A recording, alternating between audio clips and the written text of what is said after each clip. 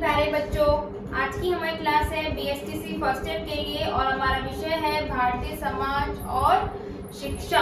भारतीय समाज शिक्षा के अंतर्गत हम अपवंचित बालकों की अवधारणा या अपवंचित बालकों के बारे में पढ़ रहे थे, जिसके अंतर्गत हमने जो पहला पॉइंट पढ़ा था वो था प्रथम पीढ़ी के बालक, और जो दूसरा पॉइंट था वो था अनुसूचित जाति, अनुसूचित जनजाति और अल्पसंख्यक वर्ग, पिछड़ी जाति, इनके बारे में हमने पढ़ा था। इसके बाद में हमने जो पढ़ा था वो था झुग्गी झोपड़ियों में रहने वाले बालकों की समस्या, कि झुग्गी झोपड़ी में रहने वाले बालकों की समस्या किस प्रकार से होती है और किस प्रकार से सरकार ने उनके समाधान के लिए कार्य किए हैं।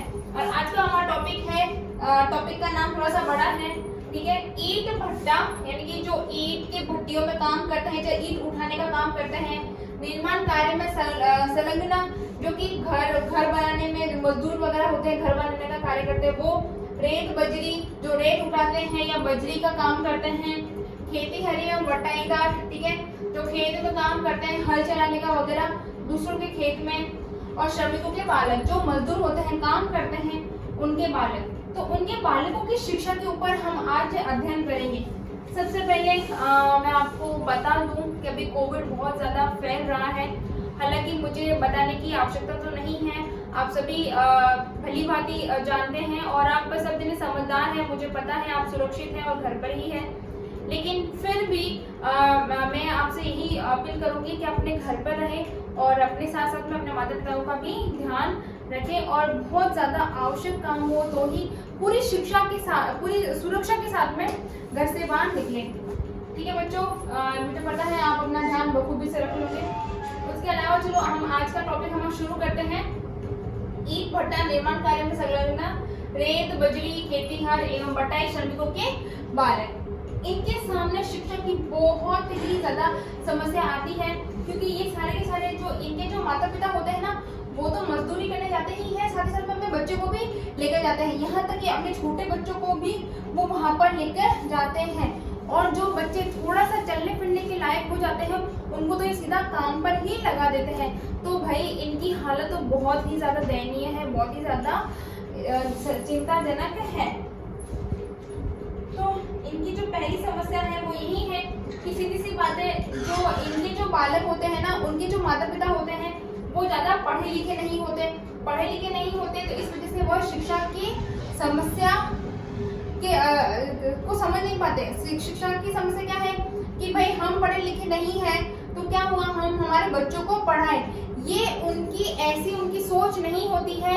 उनकी ये सोच होती है कि अगर हमारा बच्चा विद्यालय चला जाएगा तो हमारे साथ में काम करने कौन आएगा, या फिर हमें पैसा कमाकर कौन देगा। इसीलिए इनके खुद के अंदर शिक्षा की कमी होती है और ये बच्चों में भी शिक्षा की कमी को बरकरार रखना चाहते हैं, ठीक है।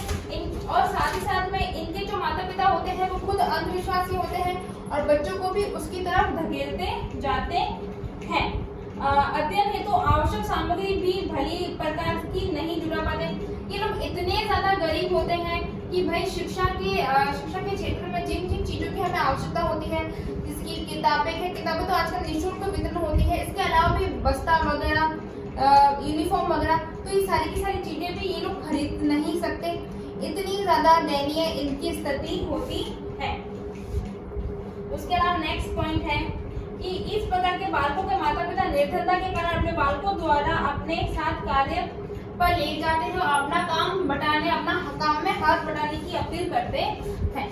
पैसों की कमी होती है, विद्यालय नहीं भेज सकते और इनका एक ही मोटिव होता है कि भाई पैसे कमाए और आज का गुजारा अच्छे से निकल जाए। इस वजह से माता पिता खुद तो जाते ही हैं काम पर, साथ ही साथ में अपने बच्चों को भी लेकर जाते हैं ताकि वो उनके बच्चे उनके काम में उनका हाथ बटा सके। नेक्स्ट पॉइंट है, इस प्रकार के बालक अपने अभिभावकों के साथ घूमते रहते हैं, इसलिए इनको शिक्षा प्राप्त करने का कोई मार्ग नजर नहीं आता। आज माता पिता उस जगह पर आज माता पिता सुरुगंज में काम करने चले गए, आज माता पिता मावल में काम करने चले गए, तो जहाँ पर माता पिता जाएंगे बच्चे भी वहीं जाएंगे। तो ऐसी स्थिति में बच्चे भी माता पिता के साथ में घूमते रहते हैं। सीधी सी बात है, घूमते रहेंगे तो एक जगह पर कैसे रहेंगे, और एक जगह पर रहेंगे नहीं तो शिक्षा कैसे प्राप्त करेंगे। क्योंकि शिक्षा प्राप्त करने के लिए हमें विद्यालय में जाना बहुत ज्यादा जरूरी है। हम विद्यालय जा रहे हैं, इसका मतलब हमें एक जगह रहना बहुत ज्यादा जरूरी है, स्थायी होना बहुत ज्यादा जरूरी है। ये देखो, ये जो है समस्या वो ऑलमोस्ट सभी की आ रही है। प्रथम पीढ़ी के बालकों की भी मेरे ख्याल से आ रही है, झुग्गी झोपड़ी वालों की भी आ रही है, और इनकी भी आ रही है, श्रमिकों के बालकों की भी। नेक्स्ट है कि प्राथमिक शिक्षा में मातृभाषा का बहुत महत्व होता है। इनकी मातृभाषा से परिचित नहीं हो पाते, ठीक है। इनकी जो लोकल लैंग्वेज होती है वो अलग होती है, और विद्यालय में अलग भाषा बोली जाती है, ठीक है। मातृभाषा हमारी अलग बोली जाती है। तो ऐसे में कभी कितनी बार जो लैंग्वेज का कम्युनिकेशन होता है, जो भाषा का जो एक व्यवस्था होती है वो बिगड़ जाती है, और बच्चे ना तो समझ पाते हैं और ना ही हम बच्चों को समझा पाते हैं।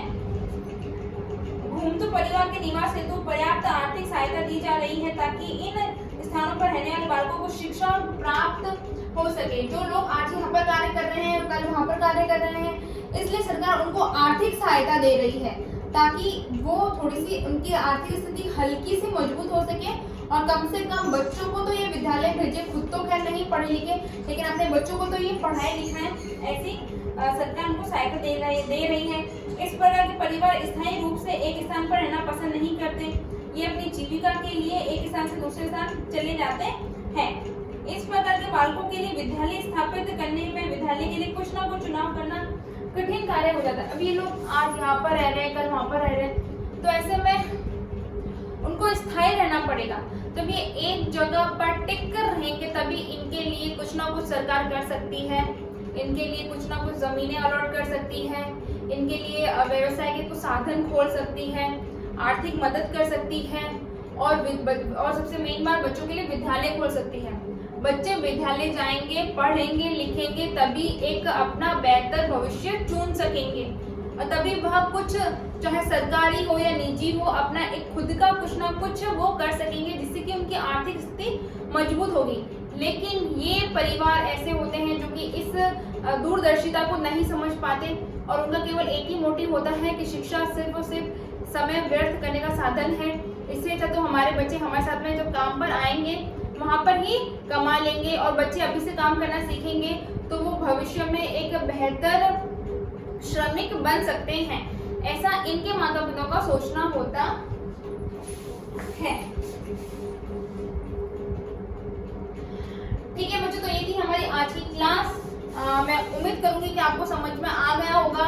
यदि आपको कुछ भी समझ में नहीं आया हो तो आप मुझसे पूछ सकते हैं, और आज का टॉपिक इतना ही था, इसलिए मैं ज़्यादा हम इसको आगे नहीं पढ़ पा रहे हैं, ठीक है। लेकिन जो भी नया टॉपिक है वो बहुत ही ज़्यादा इंटरेस्टिंग है, और वो उसको हम बहुत अच्छे से समझने की कोशिश करेंगे।